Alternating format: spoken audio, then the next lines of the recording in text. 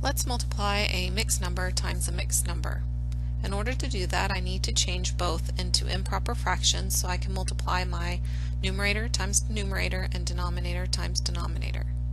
My first mixed number is 5 1/3. The denominator tells me the type of piece I have. I can rewrite my 5 wholes into thirds as well, and it would be 3/3 plus 3/3 plus 3/3 plus 3/3 and last plus another 3/3. So I have one more third I need to add to it when I'm done. So 3, 6, 9, 12, 15 plus 1 is 16 thirds. Doing the same thing for 2 5/8. This time I have eighths as my piece, and I want to rewrite my 2 wholes as 8/8 plus 8/8. And then I still have the 5/8. So 8 plus 8 plus 5 is 21. So 21/8.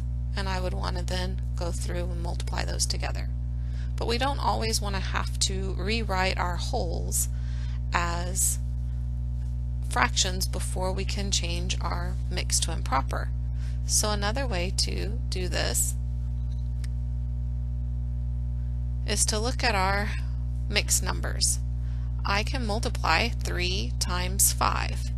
Why does this work? Well, if I look back up above, I had 5 groups of 3/3. So 5 times 3 is 15, and my piece always stays the same, thirds. Then I had 1/3 left that I had to add in.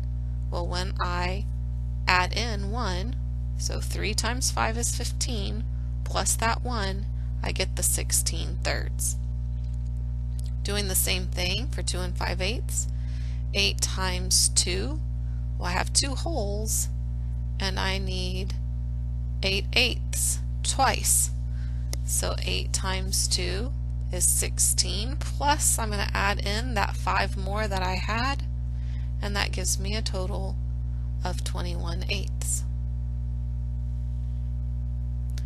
Now I'm going to multiply across 16 times 21 and 3 times 8. Rewriting my products as numerator and then denominator, I now want to think about, could I simplify these numbers before I multiply across to help me out? Can I rewrite 16 and 21 so that I have factors of either 3 or 8? Well, 21 I can rewrite as 3 times 7 and have a factor of 3, and 16 I could rewrite to have a factor of 8, and so I can rewrite it as 2 times 8. Now I have a common factor that I can look at in the numerator and denominator, and I can cancel the common factors out. Looking at the 8, I can cancel both of those out, and I can also cancel out a 3 in each. And so I'm left with 2 times 7 in my numerator, and in my denominator I don't have anything left, so it's just a 1. 2 times 7 gives me 14, and now when I simplify that, 14 divided by 1 is just 14.